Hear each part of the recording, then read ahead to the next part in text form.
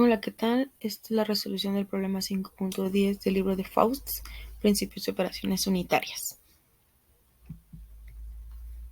El problema nos dice que se va a lixiviar con agua el sulfato de cobre de un mineral calcinado, usando una cascada de extracción continua a contracorriente.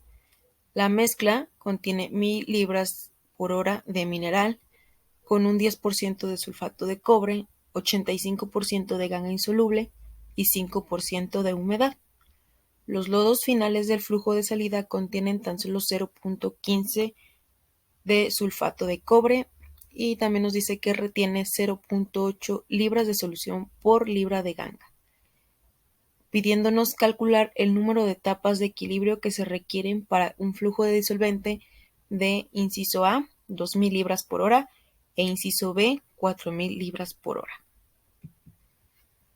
Algunos de los datos proporcionados por el problema se muestran en el siguiente diagrama.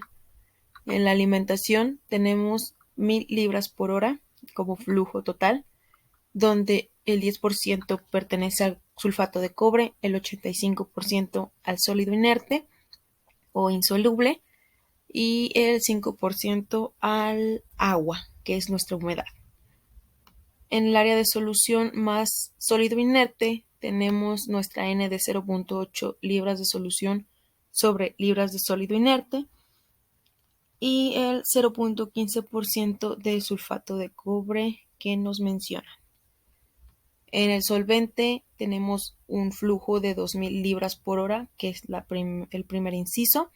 Suponemos que es agua totalmente pura y tenemos una YB de 0. En el extracto de solución concentrada no tenemos ningún dato, por lo que debemos calcularlo. Algunos de los cálculos que podemos hacer directamente sin un balance son los del área de alimentación. Sabemos que el sulfato de cobre tiene un 10% del flujo total, entonces serían 100 libras por hora. De los sólidos inertes se nos mencionan el 85%, por lo que tendríamos un flujo de 850 libras sobre hora. Y para el agua tenemos el 5%, por lo que tendríamos 5 libras por hora como flujo. También calculamos nuestra XA, donde utilizamos la cantidad de sulfato de cobre sobre el flujo total, que sería 100 libras por hora, sobre 1000 libras por hora, que es el flujo total. Entonces tendríamos una X de 0.1. En el área de solución más sólidos inertes, tenemos que nuestros sólidos inertes, como ya han sido calculados en la alimentación, serían 850 libras por hora. También podemos calcular la cantidad de sulfato de cobre, ya que nos dice que es el 0.15% de sulfato que está entrando. Entonces son 15 libras por hora. Para la cantidad de agua, primero tenemos que encontrar Ln, donde Ln la encontramos multiplicando los sólidos inertes por la N, que son 850 libras por hora de sólido inerte por 0.8 libras de solución sobre libras de sólido inerte, teniendo un flujo de N de 680 libras por hora. Con ello también podemos conocer Xn, nuestra composición al final de las etapas, teniendo la cantidad de sulfato de cobre sobre el flujo, que sería 0.15 libras por hora entre 680 libras por hora, lo cual nos da una composición de 0.00022. Ahora bien, podemos regresar al cálculo del agua, donde teniendo nuestro flujo Ln de 680, simplemente restamos la cantidad de sulfato de cobre, lo cual nos arroja una cantidad de agua de 679.85 libras por hora.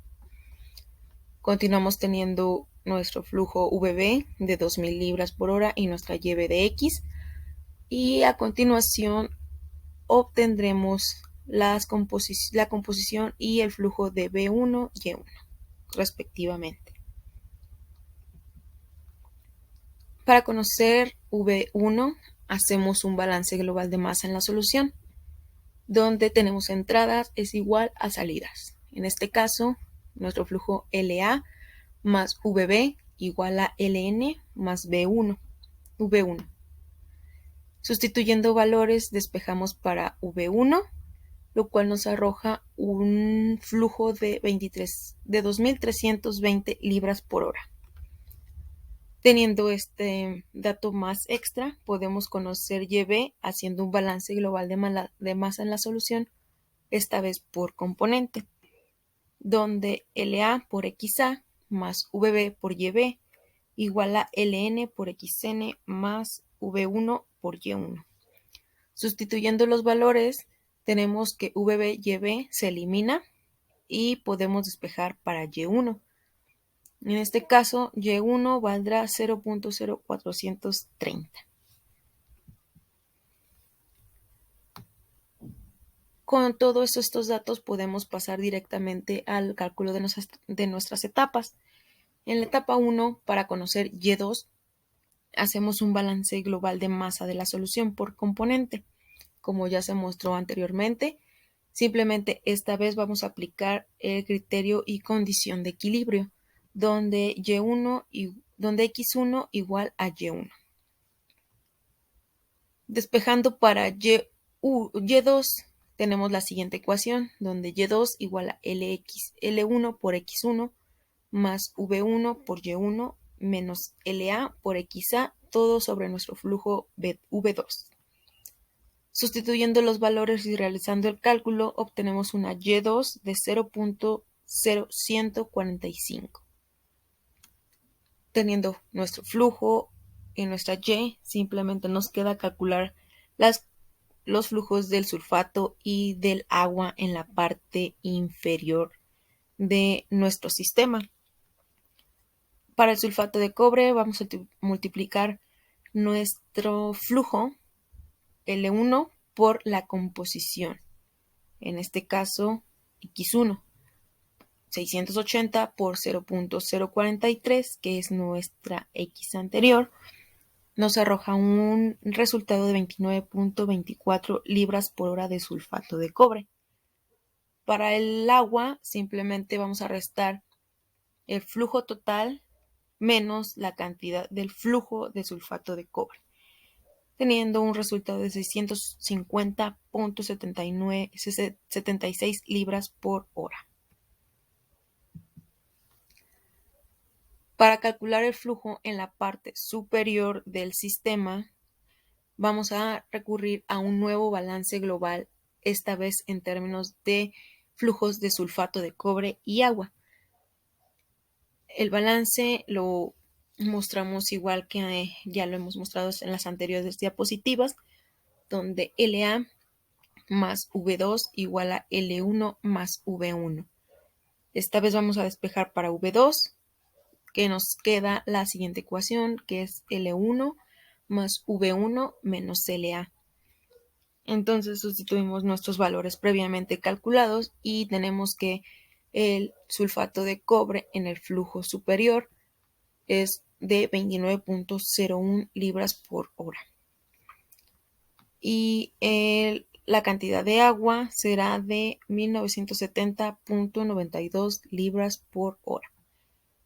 Cabe observarse, o como nota, tenemos que este cálculo será repetitivo para cada una de las etapas hasta que nuestra composición coincida con XN, que era 0.00022. Después de realizar los cálculos para cada una de las etapas, tenemos que son 4 las etapas necesarias para la lixiviación de este compuesto. En la parte superior se pueden mostrar el extracto de cada una de las etapas, y en la parte inferior, como se puede observar, tenemos que el flujo L1 será constante en todas las etapas debido a que tenemos una N constante. Lo mismo sucede en la parte de arriba con nuestros flujos de 2000, excepto en la etapa 1.